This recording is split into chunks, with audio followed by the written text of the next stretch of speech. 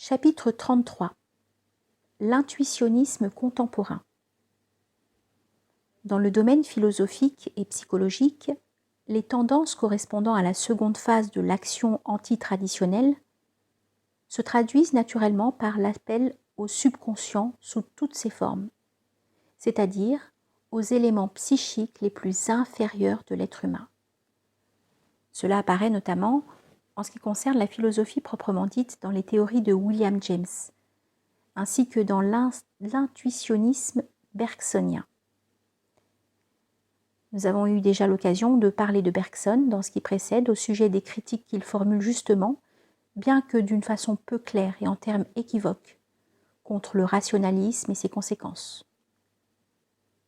Mais ce qui caractérise proprement la partie positive, si l'on peut dire, de sa philosophie, c'est que, au lieu de chercher au-dessus de la raison ce qui doit remédier à ses insuffisances, il le cherche au contraire au-dessous d'elle.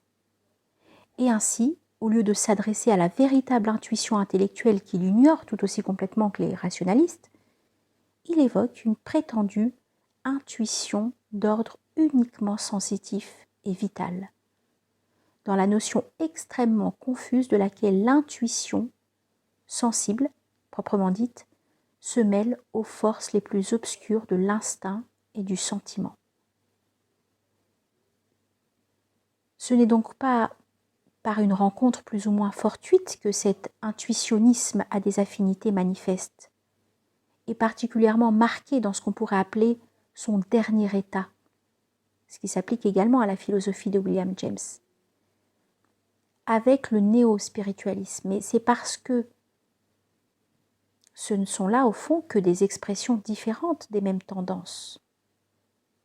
L'attitude de l'un par rapport au rationalisme est en quelque sorte parallèle à celle de l'autre par rapport au matérialisme. L'un tend à l'infra-rationnel, comme l'autre tend à l'infra-corporel, et sans doute tout aussi inconsciemment. De sorte que, dans les deux cas, il s'agit toujours en définitive d'une direction dans le sens de l'infra-humain. Ce n'est pas ici le lieu d'examiner ces théories en détail, mais il nous faut du moins en signaler quelques traits qui ont un rapport plus direct avec notre sujet.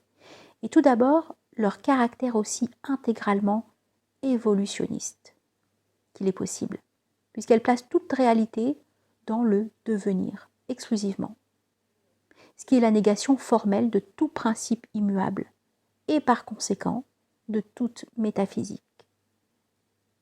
De là, leur allure fuyante et inconsistante, qui donne vraiment en contraste avec la solidification rationaliste et matérialiste, comme une image anticipée de la dissolution de toute chose dans le chaos final. On en trouve notamment un exemple significatif dans la façon dont la religion est envisagée, et qui est exposé précisément dans un des ouvrages de Bergson qui représente ce dernier état dont nous parlions tout à l'heure. Ce n'est pas à vrai dire qu'il y ait là quelque chose d'entièrement nouveau, car les origines de la thèse qui est soutenue sont bien simples au fond. On sait que toutes les théories modernes, à cet égard, ont pour trait commun de vouloir réduire la religion à un fait purement humain. Ce qui revient d'ailleurs à la nier, consciemment ou inconsciemment, puisque c'est refuser de tenir compte de ce qui en constitue l'essence même. Et la conception bergsonienne ne fait nullement exception sous ce rapport. Ces théories sur la religion peuvent, dans leur ensemble, se ramener à deux types principaux. L'un psychologique, qui prétend l'expliquer par la nature de l'individu humain, et l'autre sociologique, qui veut y voir un fait d'ordre exclusivement social, le produit d'une sorte de conscience collective qui dominerait les individus et s'imposerait à eux. L'originalité de Bergson est seulement d'avoir cherché à combiner ces deux genres d'explications, et cela d'une façon assez singulière. Au lieu de les regarder comme plus ou moins exclusifs l'un de l'autre, ainsi que le font d'ordinaire leurs partisans respectifs, il les accepte tous les deux à la fois, mais en les rapportant à des choses différentes, désignées néanmoins par le même mot de religion. Les deux sources qu'il envisage pour celle-ci ne sont pas autre chose que cela en réalité. Il y a donc pour lui deux sortes de religions, l'une statique et l'autre dynamique, qu'il appelle aussi plutôt bizarrement religion close et religion ouverte. La première est de nature sociale, la seconde de nature psychologique. Et naturellement, c'est à celle-ci que vont ses préférences. C'est elle qu'il considère comme la forme supérieure de la religion. Naturellement, disons-nous, car il est bien évident que dans une philosophie du devenir comme la sienne, il ne saurait en être autrement, puisque pour elle, ce qui ne change point ne répond à rien de réel, et empêche même l'homme de saisir le réel tel qu'elle le conçoit. Mais dira-t-on, une telle philosophie, pour laquelle il n'y a pas de vérité éternelle, doit logiquement refuser toute valeur, non seulement à la métaphysique, mais aussi à la religion. C'est bien ce qui arrive en effet, car la religion au vrai sens de ce mot, c'est justement celle que Bergson appelle religion statique, et dans laquelle il ne veut voir qu'une fabulation tout imaginaire. Et quant à sa religion dynamique, la vérité est que ce n'est pas du tout une religion. Cette soi-disant religion dynamique, en effet, ne possède aucun des éléments caractéristiques qui entrent dans la définition même de la religion. Pas de dogme, puisque c'est là quelque chose d'immuable, et comme dit Bergson, de figé. Pas de rite non plus, bien entendu, pour la même raison, et aussi à cause de leur caractère social. Les uns et les autres doivent être laissés à la religion statique. Et pour ce qui est de la morale, Bergson a commencé par la mettre à part, comme quelque chose qui est en dehors de la religion telle qu'il l'entend. Alors il ne reste plus rien, ou du moins, il ne reste qu'une vague religiosité, sorte d'aspiration confuse vers un idéal quelconque, assez proche en somme de celle des modernistes et des protestants libéraux, et qui rappelle aussi, à bien des égards, l'expérience religieuse de William James, car tout cela se tient évidemment de fort près. C'est cette religiosité que Bergson prend pour une religion supérieure, croyant ainsi, comme tous ceux qui obéissent aux mêmes tendances, sublimer la religion, alors qu'il n'a fait que la vider de tout son contenu positif. Parce qu'il n'y a effectivement dans celui-ci rien qui soit compatible avec ses conceptions. Et d'ailleurs, c'est sans doute là tout ce qu'on peut faire ressortir d'une théorie psychologique. Car en fait, nous n'avons jamais vu qu'une telle théorie se soit montrée capable d'aller plus loin que le sentiment religieux, qui encore une fois n'est pas la religion. Cette religion dynamique, aux yeux de Bergson, trouve sa plus haute expression dans le mysticisme. D'ailleurs assez mal compris et vu par son plus mauvais côté, car il ne l'exalte ainsi que pour ce qui s'y trouve d'individuel, c'est-à-dire de vague, d'inconsistant et en quelque sorte d'anarchique, et dont les meilleurs exemples, bien qu'il ne les cite pas, se trouveraient dans certains enseignements d'inspiration occultiste et théosophiste. Au fond, ce qui lui plaît chez les mystiques, il faut le dire nettement, c'est la tendance à la divagation, au sens étymologique du mot, qu'ils ne manifestent que trop facilement lorsqu'ils sont livrés à eux-mêmes. Quant à ce qui fait la base même du mysticisme proprement dit, en laissant de côté ces déviations plus ou moins normales ou excentriques, c'est-à-dire, qu'on le veuille ou non, son rattachement à une religion statique, il le tient visiblement pour négligeable. On sent d'ailleurs qu'il y a là quelque chose qui le gêne, car ses explications sur ce point sont plutôt embarrassées. Mais ceci, si nous voulions l'examiner de plus près, nous écarterait trop de ce qui est pour nous l'essentiel de la question. Si nous revenons à la religion statique, nous voyons que Bergson accepte de confiance, sur ses prétendues origines, tous les racontards de la trop fameuse école sociologique, y compris les plus sujets à caution, magie, totémisme, tabou, mana, culte des animaux, culte des esprits, mentalité primitive. Rien n'y manque de tout le jargon convenu et de tout le bric-à-brac habituel, s'il est permis de s'exprimer ainsi. Et cela doit l'être en effet quand il s'agit de choses d'un caractère aussi grotesque. Ce qui lui appartient peut-être en propre, c'est le rôle qu'il attribue dans tout cela à une soi-disant fonction fabulatrice, qui nous paraît beaucoup plus véritablement fabuleuse que ce qu'elle en sert à expliquer. Mais il faut bien imaginer une théorie quelconque qui permette de dénier en bloc tout fondement réel à tout ce qu'on est convenu de traiter de superstition. Un philosophe civilisé, et qui plus est du XXe siècle, estime évidemment que toute autre attitude serait indigne de lui. Là-dedans, il n'y a de vraiment intéressant pour nous qu'un seul point, celui qui concerne la magie. Celle-ci est une grande ressource pour certains théoriciens, qui ne savent sans doute guère ce qu'elle est réellement, mais qui veulent en faire sortir à la fois la religion et la science. Telle n'est pas précisément la position de Bergson. Cherchant à la magie une origine psychologique, il en fait l'extériorisation d'un désir dont le cœur est rempli.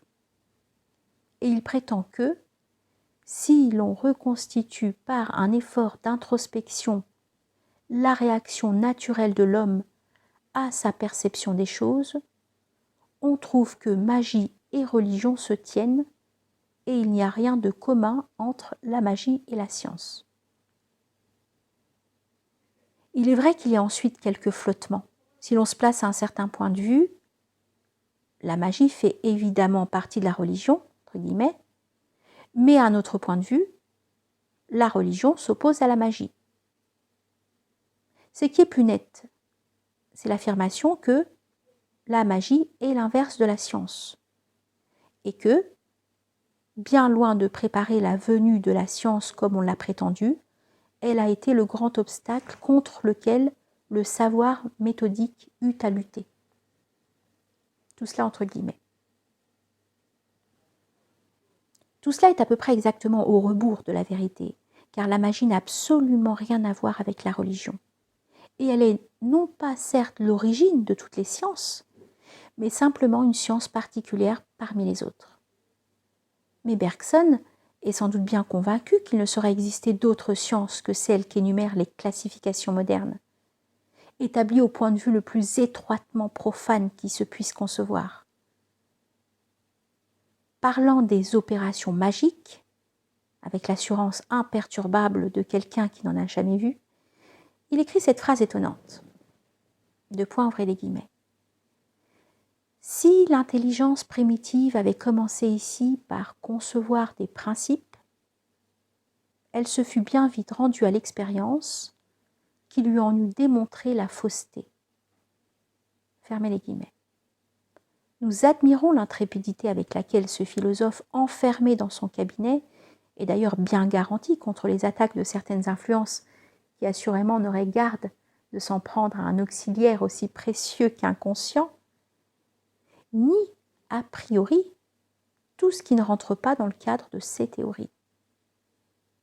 Comment peut-il croire les hommes assez sots pour avoir répété indéfiniment, même sans principe, des opérations qui n'auraient jamais réussi? Et que dirait-il s'il se trouvait que, tout au contraire, son expérience démontre la fausseté, l'expérience démontre la fausseté de ses propres assertions? Évidemment, il ne conçoit même pas qu'une pareille chose soit possible.